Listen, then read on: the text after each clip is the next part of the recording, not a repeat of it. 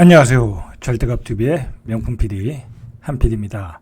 자, 오늘 이 시간에는 삼송리, 그 다음에 창릉 신도시 주변, 자, 그 다음에 행신동, 조금 넓게는 이 대곡역까지 전체적인 시세의 흐름, 자, 그리고 입지에 대한 분석, 그리고 이런 지역의 어떤 다른 신도시와의 어떤 비교, 자, 거기까지 제가 시간이 되는 대로 한번 길게 뽑아보겠습니다. 굉장히 내용이 좋을 수가 있어요. 왜 그러냐면 제가 이 동네 이 근처에 살아서 여기 굉장히 많이 가봤고 여러 가지 경험들이 많아요. 직장도 한번 서울에 있을 때 이쪽에 있었고 이 지역의 어떤 장단점을 누구보다 잘 알고, 특히 제가 젊었을 때 최초로 집을 살라고 했던 말이 여기 화정동이죠. 화정동. 자, 여기였죠. 여기를 살까 고민을 했었어요. 그 정도로 애정을 갖고 많이 봤던 지역이고, 이 지역이 어떻게 개발되는지 그 역사를 제가 다 잘 알고 있어요. 그러니까 장단점을 다 꿰차고 있다는 얘기죠.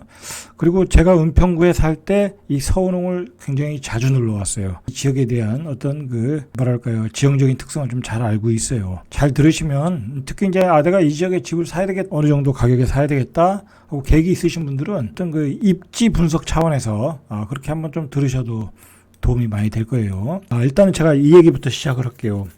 이 지역이 예전에 이 지역에 삼송리하고 도래올 마을이라고 해요. 어느 게 먼저 된지는 모르겠는데 아마 삼송리가 먼저 되고 이게 나중에 됐을 것 같아요. 시간 차이는 있는데 뭐 거의 동시에 도시가 들어섰어요. 자, 그래서 이게 이제 옛날로 보면 보금자리 주택이에요. 보금자리 주택. 여기는 이제 LH에서 개발한 거고, 자, 이거는 보금자리 주택이에요. 이명박 시절에. 자, 제가 이제 은평구에 사니까 이걸 보금자리 주택을 분양받을 생각을 좀 했었어요. 미분양이 났었어요. 그래서 줍줍을 하러 갔죠. 여기 LH 사무실이 있었겠죠. 자, 갔는데, 자, 여기 가서 보시면 사실 아무것도 없어요. 이거밖에 없는. 그때는 창릉 신도시도 없었고요. 그 다음에 GTX C 라인에 정착역은 당연히 없었고요.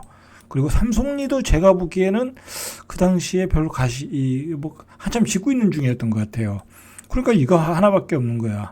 자, 그러면 은평구 사람들 입장에서는 여기 엄청난 도심이잖아요. 엄청난 도심. 꽉 찬 도심이니까 정주 여건이 좋잖아요. 아주 고퀄리티는 아니더라도. 그러니까 이런 데는 완전히 시골인 거야. 저같이 부동산을 한 사람 입장에서도 쉽게 미분양이 안 가더라는 거야. 그때는 제가 이거 투자로 살라고 했던 건 아니고 실거주 입장에서 살라고 했는데 아무것도 없는 거야.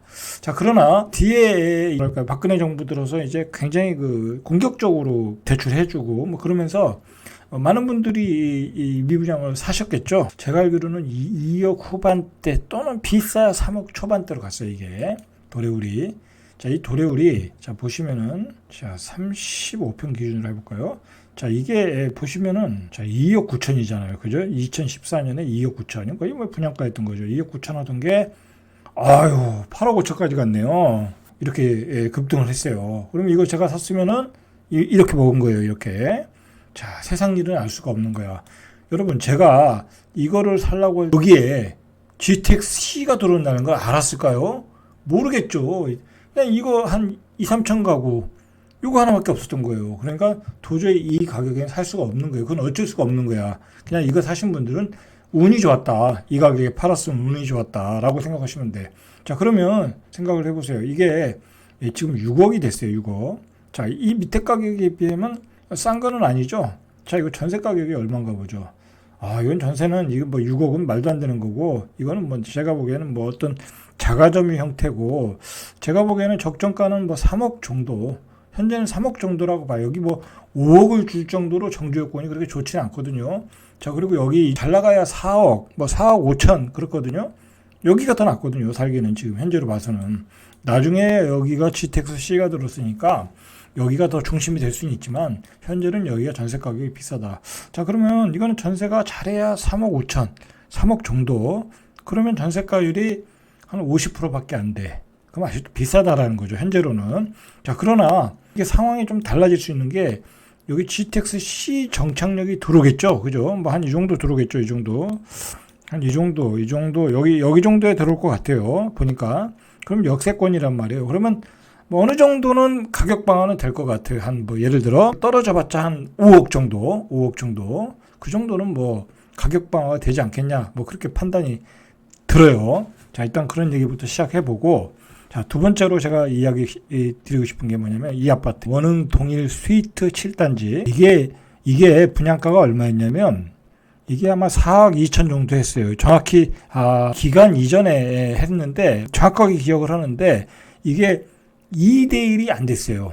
2대1이. 자, 왜 2대1이 안 됐냐면 그때 당시도 여기는 시골에 이거 하나 있는 거야. 여기 아파트가 있고 여기 하나 있는 거야. 이건 뭐 다 논바닥이니까 이걸 누가 분양을 받겠어요. 정주유권이 꽝이잖아요. 근데 이 아파트가 왜 급등을 했냐면, 자, 보세요.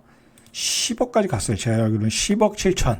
자, 여기 GTX-C가 들어선다는 거야. 그죠? 그러면서 10억까지 갔다가 현재 6억 4천까지 조정을 주고 있어요. 자, GTX-C가 들어오니까 이런 아파트는 어느 정도, 어느 선에서는 가격 방어가 될 거란 말이에요. 뭐 그게 제가 어느 정도라는 선은 제가 얘기는 못 드리고, 지금 전세가는 3억 3천인데 전세가가 5억은 될 거 아니에요. 그죠? 나중에 GTX-C가 들었으면 그냥 5억이다 생각하면 이 아파트는 그냥 최소한 한 뭐 5억 5천, 지금 6억 4천이니까 6억 언더 이하로는 뭐 어느 정도 지키지 않을까라고 예상을 하자라는 거예요. 예상을 하자라고 생각을 해요. 그렇게 한번 판단을 해보자라는 거예요. 어쨌든 중요한 거는 뭐냐면 GTX-C로 이렇게 호재가 떴던 지역은 이렇게 급락을 하고 있다라는 거예요. 급락을 하고 있다. 11억 5천까지 갔네요. 11억 5천까지 갔던 게 6억 4천. 거의 반토막이 났죠. 그러니까 이런 아파트는 그냥 5억 언더 이하면 여기가 있으니까, GTX-C가 있으니까 한번 노려볼만 하다, 뭐 그렇게 생각할 수 있어요. 왜냐면 최소한 전세가가 4억 5천 뭐 또는 5억까지는 조금 무리가 있고, 정주요건이라는 게 그 정도 4억 5천 정도는 되지 않을까. 자, 그리고 중요한 거는 이쪽이 다 신도시가 들어서잖아요. 여기가 논바닥이었는데 여기가 다 신도시가 들어서잖아요. 그죠? 그러면 이 아파트는 좋아지는 거예요. 그것 때문에 사실 이렇게 가격이 올라간 거야. 과도하게 올랐다고 해서 이렇게 가격이 급락을 하고 있어요. 그러니까 이런 아파트는 그냥 5억 언더 이하, 6억 언더 이하, 그러니까 5억대 정도 되면 어느 정도 바닥권을 형성하지 않을까, 뭐 그렇게 생각이 들어요. 저 개인적인 생각이지만 그렇게 생각해 보시고, 그러면 이제 우리가 생각을 해야 돼. 왜 이렇게 이 지역에서 급매들이 나올까? 자, 보세요. 여기가 지금 다른 지역, 그러니까 우리가 계속 미사도 받고 과천도 받고 뭐 광명시도 받는데 그런 지역에 비해서도 낙폭이 상대적으로 조금 더 큰 것 같아요. 하락의 강도가. 자, 여기도 지금 9억까지 갔죠. 8억 9천, 한 5억 9천 5백까지 찍었어요. 1층인데 1층 찍고 5억 9천 5백. 자, 이런 아파트들의 급매들이 왜 자꾸 나올까 한번 우리가 생각을 해봐야 돼요. 자, 여기도 보시죠. 자, 여기도 가격적으로 보면 8억까지 갔다가 8억 1천까지 갔다가 5억 8천 정도 찍었어요. 직거래로. 자, 전세가율 역시 한 3억이 안 되죠. 자, 이거 아직은 전세가율이 비쌀 수가 없어요. 아직은 정주 여건이 안 좋으니까. 자, 그래서 한 이 정도 가격 하는 거예요. 그리고 여기 뭐 지하철역이 있는 것도 아니잖아요. 그러니까 가격이 싼 거예요. 자, 그러면 이 주변의 지역에 요번에 이제 신문에서 나왔던 지역이 오늘 나왔던 데인데 여기 같아요. 삼성 스타클래스 최고가가 9억 2,500인데 한 6억 1천, 뭐 5억 후반대까지 찍었다라는 거예요. 근데 직거래로 3층 찍었고 6억 초반대도 찍었잖아요. 그러면 한 3억 정도 이상, 3억 정도가 떨어졌다 이거예요. 그럼 여기는 전세가 한 4억 정도, 3억 8천에서 4억 정도 가요. 자, 그러면 아직도 전세가율이 63%니까 더 떨어질 여지가 있죠.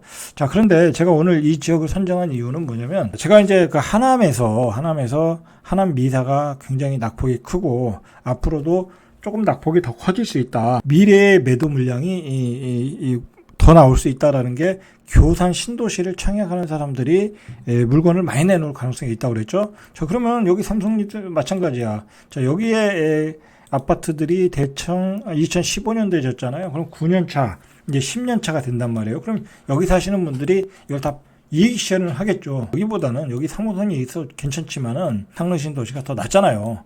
여기는 삼성 지구고, 삼성 택지 지구고, 여기는 신도시잖아요. 그리고 GTX-C가 있잖아요. 그러니까 전부 다 여기로 이주할 계획을 가질 거다라는 거예요. 여기 도래올 마을도 그렇고 여기 삼성리도 그렇고 자 그래서 여기에 급매물들이 많이 나온다라는 거예요. 그러니까 이렇게 좋은 신도시가 옆에 있을 때 옆에 매물들은 쏟아져 나온다라고 보시면 돼요. 그래서 급매물이 나온다. 자 그러면 나중에는 이게 급매물이 나중에 다 소화되고 여기가 다 져지면 여기도 가격이 올라가요. 그러니까 여기가 급매물이 나올 현재의 가격은 아니고 더 가격이 더 떨어져서 급매물이 나올 때는 사셔도 되는 거예요. 사셔도 어차피 좋아지는 거니까. 자, 더 보시죠. 얼마나 더 떨어졌나. 삼성 리슈빌 센트럴파크 여기도 9억 4,500. 자, 6억 4천. 자, 이거 자 보시면은 어떤 그 일정한 패턴이 있어요. 어제 촬영한 인덕원에서도 9억 가던 게 6억으로 떨어졌어. 1차 하락 구간이 6억으로 떨어졌어. 그리고 미사도 11억, 10억 가는 게 한 7억대까지 떨어졌어. 자, 그러니까 고점 대비 30%씩은 다 이렇게 빠지고 있는 거야. 1차 하락이. 자, 그런데 우리가 왜, 제가 이제 뭘 조심하라고 그러냐면, 그게 바닥이 아닐 수 있다라는 게 뭐냐면, 바로 자 이런 지역은 입지의 가치가 뛰어난 지역은 아니잖아요, 그죠? 서울의 핵심 지역 도심, 뭐 마포, 용산, 뭐 강남 그런 지역이 아니죠. 이런 지역은 언제든지 대체 가능한 토지들이에요. 이 대체 가능한 입지의 아파트들이에요. 자 그러다 보니까 아파트가 낡을수록 그리고 아파트 가격이 하락기에 들어들면 결국은 전세 가격으로 붙어버릴 여지가 있는 거야. 전세 가격이 높아질 수 있다라는 거죠. 그러니까 현재의 전세 가격이 떨어져도 6억 4천이고 현재 전세 가격이 3억 4천이야. 53%란 말이야. 그러니까 이게 전세가를 53%에는 사기가 부담스럽다라는 거야. 자, 왜 그러냐면 이 지역의 아파트를 사는 사람은 3억 4천에 살고 있잖아요. 그럼 3억 4천에 살고 있는 분이 이걸 사질 않는다라는 거야. 6억 4천에는. 그죠? 또 바람이 불어야 이 가격이 올라가는데 또 바람이 불 여지는 없잖아요. 당분간은. 그죠? 없잖아요. 그러니까 이런 가격에 이런 아파트 이런 입지에 이런 가격들은 결국은 더 전세가율에 더 가까이 다가설 가능성이 많다. 그래서 가격이 한 단계 정도 더 레벨 다운이 된다. 단지 이럴 수는 있죠. 여기가 정주 여건이 좋아지고 뭐 교통 여건이 좋아져서 전세 가격이 3억 4천에서 예를 들어서 4억 5천으로 올라간다. 그러면 이제 가격이 붙어버리면 6억 4천이 가격이 될 수가 있죠. 자, 그러나 전세 가격이 떨어지면 가격이 다운된다. 자, 그런 기준을 가지고 여러분들이 집을 고르시면 되는 거예요. 그죠? 어렵잖아요. 그죠? 가격 판단하는 게 어렵잖아요. 자, 근데 여러분들이 고민을 안 하시니까 항상 전문가들을 찾아가고 그러는 거예요. 그리고 판단력이 떨어지잖아요. 그러니까 전문가를 찾아가서 확실하게 답을 얻으면 되는 거예요. 정확한 전문가를 찾아서. 여기도 보시면 6억 6천을 찍었죠. 작년 12월에 최고가는 역시 한 8억 6천, 6억 6천, 5억 8천도 한번 찍었어요. 5억 8천도 한번 찍었다. 13층. 작년 초에 찍었네요, 이거는. 굉장히 낮게 찍었네요. 자, 전세가도 역시 3억 7천 5백. 자, 아직도 더 떨어질 여지가 많죠. 자, 여기에 비해서 앞으로 가면 지축이 있어요, 지축. 자, 이 지축은 신축이 앞에 삼성리보다 조금 나중해진 거야. 차이가 있죠? 한 4, 5년 정도 차이가 있죠. 2019년. 그래서 가격이 한 1억 정도 더 비싸요. 1억 정도. 자, 생활 여건은 비슷비슷하다고 봐야 되겠네요. 왜냐면 지축은 구파발 생활권이거든요. 그렇지 않습니까? 그러니까 뭐 나쁘진 않아요. 그리고 지하철역 초역세권이고. 자, 1억 정도 차이가 있어요. 그러니까 나는 뭐 4, 5년 정도 더 신축을 사고 서울 쪽에 가까운 아파트를 사겠다 그러면 이 지축도 괜찮아요. 삼성리를 선택하는 것보다. 보시죠. 여기 한 7억 8,500. 여기도 많이 떨어졌어요. 자, 여기는 이거는 2022년에 초에 4월 달에 12억 8천을 찍었어요. 그러니까 제가 참 가슴 아픈 게 뭐냐면 이 4, 5월에 걸려들으신 분들이야. 이때 분명히 이때 영끌에서 사신 분들은 그렇다 치더라도 분위기에 휩쓸렸지만 이때는 분위기가 아니었거든요. 그러니까 이때 전문가들이 펌프질하는 바람에 이렇게 고점에 물린 사람들. 자, 이거 지금 얼마 손해본 거예요. 그죠? 한 5억 손해봤잖아. 12억 8천 가던 게 7억 8천 5백 찍었어. 이거 회복이 안 되는 거예요, 이거는. 그죠? 여기가 뭐 더 이상 좋아질 일이 없잖아요. 뭐 확장성이 있는 도시도 아니고. 전세 가격이 뭐 항상 이 가격일 거 아니에요. 더 좋아질 일이 없다고. 그럼 항상 이 가격을 유지할 수밖에 없다고, 이제. 자, 영원히 고점에 찍었을 가능성이 높다. 자, 그렇게 보셔야 돼요. 그러니까 아파트는 절대 좀 전문가하고 상의하고 사셔야 돼. 부동산하고 상의하지 마시고. 자, 여기 한번 보시죠. 32, 여기도 7억 5천, 9억 3천 가던 게 한 2억 3천 정도 떨어졌죠. 자, 여기는 그래도 앞에와 같이 12억 8천까지는 안 찍었어요. 지축역 센트럴 프로지오. 자, 여기는 완전히 초역세권이라 좋죠. 상권도 있고. 자, 보시죠. 이것도 2022년 1월에 8억 8천을 찍었어요. 자, 그런데 그 뒤에 10억 8천을 주고 사신 분은 도대체 무슨 생각을 하고 사신지 모르겠어요. 이때는 굉장히 시장이 안 좋을 텐데. 자, 이거 다른 지역을 좀 비교를 했나요? 자, 이렇게. 자, 전세가는 똑같아요. 5억을 못 넘어요. 43%. 이것도 시세를 내기가 어렵겠죠. 그죠? 더 떨어져야 되겠죠? 자, 이렇게 판단하시면 되는 거예요. 자, 이렇게 시세 차이가 삼성리와 지축역의 차이가 있다. 그리고 삼성리보다 여기가 더 싸죠. 이건 여기가 조금 더 오래돼서 그래요. 여기가 조금 더 오래됐어요. 자, 여기 조금 오래됐기보다는 좀 비슷한데, 여기는 옛날에 LH에서 진 아파트들이에요. 이게 LH 아파트. 자, 그래서 삼성리보다는 가격이 여기가 좀 싸요. 가격이 조금 싸잖아요. 그죠? 그러나 여기도 이제 올라온 게 바로 이제 GTX-C가 있기 때문에 여기도 그때 삼성리 쪽보다는 뒤지진 않아요. 자, 그렇게 판단하시고, 자, 이 지역은 결과적으로 이렇게 가로로 쭉 그 창릉 신도시가 들어서거든요. 보이시죠? 택지지구가. 그러면 여기가 괜찮아요. 왜 괜찮냐면은, 창릉 신도시는 괜찮은 게 뭐냐면, 이게 이제 서울 도심하고 가깝잖아요. 그죠? 신촌하고 가깝고, 그 다음에 여의도하고도 가깝고, 그 다음에 마곡하고도 가깝고, 영등포 다니기도 좋고, 자, 그리고 이쪽 강변을 타고 강남으로 가기도 괜찮겠죠? 자, 괜찮아요, 위치가. 제 개인적으로 볼 때는 일산보다도 오히려 창릉 신도시가 더 나을 수 있다라는 거예요. 여러분, 이거 꼭 기억하셔야 되는 게, 창릉 신도시를 만들었을 때, 김현미 장관이었을 때 일산 시민들이 굉장히 반발이 컸어요. 그 반발이 큰 이유가 뭐겠어요? 여기에 새로운 아파트를 지으면은 일산에 있는 아파트, 이 뒤에 행신동에 있는 아파트 다 타격을 받을 수밖에 없어요. 그래서 반발이 심했던 거예요. 그래가지고 여러 가지 막 규제 지역도 해제해주고 여러 가지 풀어주고 갔죠. 나갈 때 김현미 장관이. 그래서 그랬던 거예요. 그러니까 결과적으로 여기가 들어서면 일산의 구축을 팔고 이쪽으로 이주하시는 분들이 굉장히 많을 거라는 거야. 그 얘기는 뭐예요? 일산의 아파트도 타격을 본다라는 거야. 일산의 아파트가 너무 오래됐잖아요. 그거 그렇다고 재건축을 바라보고 그거를 재건축 시세를 바라보고 기다릴 수도 없거든. 재건축 된다고 해도 일산은 일산이잖아요. 너무 멀거든. 일산 사람들이 고민하는 게 뭐냐면 너무 멀다는 거야. 너무 멀다. 도심하고 너무 멀다. 그래서 이 삼성리 아파트 가격이 예전에 처음에 이제 입주할 때 가격이 굉장히 많이 올라갔던 거예요. 이 삼성리 아이파크 같은 데가 대장 아파트였거든요. 이게 얼마까지 갔나 보시죠, 이거. 자, 이거 10억 8천까지 갔어요. 이것도 제 기억으로는 미분양 났었어요. 이제 저도 이거 보러 갔었어요. 미분양 난 거 사러 보러 갔었다니까요. 그때 사람들 다 안 샀어. 이상하게 다 안 샀어요. 그때는 귀신이 들렸는지. 일단 그랬던 거죠. 자, 그렇게 해서 이렇게 창릉 신도시가 만들어지면, 이 지역에서는 커다란 대체제가 생긴다라는 거야. 그리고 이 블록이 커지잖아요. 삼성리, 도래월마을, 창릉 신도시, 그 다음에 행신동, 이 블록이 커져서 굉장히 일산 쪽보다는 이쪽이 더 이렇게 더 발전할 여지가 있어요. 입지상 좋으니까. 그리고 다시 이제 행신동으로 가시죠. 제가 행신동에서도 드릴 말씀이 있는데, 자, 보세요. 여기서 드릴 말씀은 뭐냐면, 소형 아파트를 많이 봤잖아요.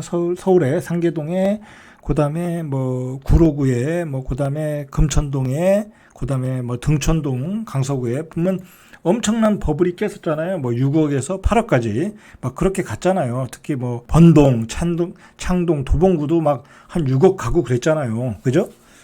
그것도 15평부터 한 18평, 20평까지. 자, 보세요. 제가 드리고 싶은 말은 어차피 이 재건축의 의미는 별로 없다. 그 가격에 사서 재건축을 바라보고 사는 것은 별로 의미가 없다. 제가 상계동도 말씀드렸고 창동도 그렇게 말씀을 드렸어요. 그러면 자, 이런 지역을 보면 여기 11평이 18평이 여기도 역세권이잖아요. 경의선이 있으니까 어디야, 서울역 쪽으로 가거나, 여기 대중교통 버스는 좋거든요. 그리고 신촌 쪽으로 가거나, 자차로 이용하면 이쪽 다리 건너는 또 금방 가니까. 그렇게 나쁘진 않아요. 나쁘지 않아. 그리고 정주 여건이 그렇게 나쁘지 않잖아요. 그죠? 이런데 나쁘지 않아요. 그리고 옆에 창릉 신도시도 들어서잖아. 6억, 7억 그런 영끌한 아파트를 사지 말고 차라리 신혼부부라고 하면 돈이 없다고 하면 이런 아파트를 사시라는 얘기예요. 이런 아파트 차라리. 자, 보세요. 만약에 이제 한 18평짜리 사겠다. 제가 이제 아무거나 찍은 거예요. 이 아파트를 추천드리는 게 아니라. 자, 보시면 이 아파트가 최고점에서 영끌해가지고 이것도 3억 7천에 물렸어. 자, 이게 1억 8천에서 3억 7천 한 2억이 올라갔어. 그죠? 2억이 올라갔어. 자, 그런데 지금 얼마예요? 지금 전세 가격이 1억 7천이고 전세 가격은 항상 똑같아요. 아파트 낡았으니까. 자, 2억 6천이에요. 그러면 이거는 결국은 전세 가격에 귀결이 될 거야. 여기가 뭐 발전 가능성이라는 게 별로 없잖아요. 그죠? 창릉 신도시가 들어서는 거 외에는 발전 가능성이 없고 재개발 재건축되는 아파트도 아니고 아파트는 계속 낡아질 거야. 그러나 어쨌든 다닐만 하잖아요. 그러면 이 가격이 예를 들어서 2억 초반대나 뭐 한 1억 9천에 온다거나 그러면 사는 데는 부담 없지 않냐 이거야. 상계동 창동에 무슨 재건축 바라보고 6억에서 8억 주고 빚 내고 사지 말고 빚을 최대한 줄이고 이런 데 사시라는 거야. 차라리 이런 그 저가 아파트 거품이 다 빠지면 이런 데는 거품이 금방금방 빠지잖아. 낡고 아파트 오래됐고 그 다음에 뭐 특별히 뭐 서울 도심도 아니고 뭐 재건축에 호재도 없고 자 이렇게 조금 부담 없이 살라 이거야. 부담 없이 빚을 지지 말고 출퇴근이 적당하면 그냥 이런 아파트를 사시는 것도 방법이다. 괜히 그 화곡동 빌라 가서 전세 사기 당할 수도 있잖아요. 전세 살다가 요즘은 하도 험한 세상이니까. 자 그러면 한번 보시죠. 다른 아파트 보시죠. 자 여기 보세요. 20평짜리. 자 20평짜리 보시죠. 여기도 이거 완전 초역세권이잖아. 자 초역세권인데 이게 바닥일 때가 2억 2천이었고 최고가는 4억 2천이야. 아 2억이 올랐죠. 그러니까 이것도 연끌을 엄청나게 했겠죠. 그죠? 연끌을 엄청나게 했지만은 그렇게 뭐 고가에 찍은 건 아니에요. 3억 초반대 후반대 찍고 여기서 뭐 연끌이 조금 들어왔네요. 여기서 좀 거품이 생겼고 자 이제 거품이 빠지고 있잖아요. 자 3억까지 빠졌어요. 자 2억 4천이 바닥인데 3억까지 빠졌어요. 그럼 전세가가 얼마인가 보죠. 전세는 2억이야. 그러면 이거 3억이면 한 2억 7, 8천 되면 그때부터는 뭐 사도 되는 거잖아요. 그죠? 자, 이런 패턴들 결국은 매매가와 전세가가 붙었다가 이 급등기에 한번 쭉 시세 뽑았다가 결국은 이런 아파트는 낡고 오래되고 약간 도시 외곽이고 하니까 결국은 가격이 돌아오거든요. 돌아올 때 사시라 이거야. 돌아올 때 사시라. 돌아올 때 사셔서 살다가 내가 평수를 늘려야 되겠다. 그러면 자기가 산 가격엔 팔고 나갈 수 있잖아요. 그리고 또 이렇게 오버슈팅이 나올 때 한번 팔고 나가든지 자 그럴 때 사시라는 거야. 괜히 겉바람 들어가지고 호재를 바라보고 비싼 데 가서 6, 7억씩 주고 10년 동안 고생하지 말고 이자 내느라고. 그렇죠. 자 그렇게 판단하시면 된다. 자 여기도 24평 한번 보시죠. 24평. 자, 24평 행신동도 보면은 2억 8천까지 찍었죠. 1억 8천 정도? 1억 8천 정도까지 갔는데 자, 일단 전세가 1억 9천이니까 1억 8천은 갈 일이 없잖아요. 그죠? 전세가 1억 9천이니까 2억 5천 정도, 한 2억 3천 정도가 바닥이라고 보면 되겠죠. 그러니까 이런 아파트는 더 떨어져야 돼. 더 떨어져야죠. 그러니까 2억 5천 언더가 나면 사시라 이거야. 그러면 상계동에서 예를 들어서 상계동 등촌동. 자, 등촌동이 바로 여기예요, 여기. 자, 여기잖아요, 여기. 자, 24평이 여러분 여기 8억 4천 갔어. 자, 여기 등촌동이 여기고 행신동이 여기야. 아니 여러분 생각을 해보세요. 뭐 굳이 여기서 강남을 출퇴근하니까 이게 비쌀 수 있다라고 얘기는 할 수 있어요. 근데 이것도 어차피 재건축 안 되는 거고 이것도 재건축 안 되는 거야. 그러나 여기는 3억에 살 수 있잖아요. 내가 강남 출퇴근이 아니고 뭐 강북에 강원도로 출퇴근하거나 신촌으로 출퇴근하거나 아니면 여의도 출퇴근하거나 아니면 마고로 출퇴근하거나 그러면 이런 거 예를 들어서 2억 5천 주고 사는 게 낫지 않겠습니까? 저 밑에 거 등촌동 7억 주고 사는 것보다 이건 언제든지 내가 팔고 나갈 수 있잖아. 그죠? 언제든지 내가 팔고 나갈 수 있잖아. 살다가. 여러분 이 조그만 아파트에서 무슨 뭐 내 인생에 뭐 어떤 효부를 다치겠다 그러면 안 되는 거야. 그런 욕심 부리지 말고 그냥 신혼부부로서 그냥 내가 빚을 안 지고 여기서 그냥 몇 년 동안 살면서 재산을 모아서 큰 아파트로 분양을 받고 가겠다. 라고 생각하면 되는 거죠. 그런데 뭐 굳이 사겠다고 하면 사는 거고, 아, 나는 그냥 전세 살려면 전세 사시면 되는 거예요. 굳이 안 사셔도 돼. 이런 아파트는 전세가가 올라가질 않아요. 그러니까 안 사셔도 돼. 살다가 이런 아파트 여기 창릉 신도시 있으면 분양을 받으라 이거야. 그죠? 그런 전략으로 여러분들이 가셔야지. 재건축 호재를 바라보고 뭐 대박을 터뜨리겠다. 대박이 아니라 지금 쪽박이 나고 10년 동안 이자만 갖게 생겼다라는 거예요. 자, 그러니까 제가 여러분들한테 자꾸 다양한 지역들을 설명해 주고 다양한 아파트의 가격을 설명해 드리잖아요. 자, 그런 그 어떤 그 선관을 가지고 여러분들이 넓은 지역을 보고 그 자기의 그 소득에 맞게 아파트를 골라야 돼. 그리고 욕심을 부리면 안 돼. 그리고 여러분들이 그렇게 그 호갱이가 됐던 것은 그냥 이상한 유튜브들 보고 이상한 전문가들 만나서 이상한 그 집단과 함께 참여한 거야. 자, 절대 그런 실수를 하면 안 된다. 항상 이렇게 가격을 비교해서 상식적인 수준에서 자기가 살 수 있는 주택을 골라내야 된다라고 보시면 됩니다. 자, 오늘은 얘기가 길었으니까 여기까지 하겠습니다. 자, 절대값 TV의 명품 PD 한 PD였습니다.